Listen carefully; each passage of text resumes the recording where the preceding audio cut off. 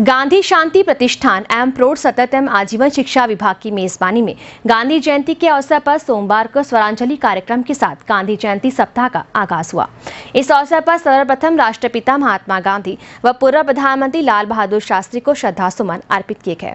गांधी शांति प्रतिष्ठान के सचिव डॉक्टर भावेंद्र शरद जैन ने संगीत साधकों व समारोह में मौजूद गांधीजनों का स्वागत किया। वहीं आजीवन शिक्षा विभाग के निदेशक डॉक्टर ओपी टाक ने गांधी सप्ताह के तहत होने वाले विभिन्न कार्यक्रमों की जानकारी दी। कार्यक्रम के आरंभ में डॉक्टर अनूपराज पुरोहित के निर्देशन में करीब 1 घंटा तक संगीत साधक वृंदों ने बापू के प्रिय भजन के साथ ही रामधुन की मनमोहक प्रस्तुति दी।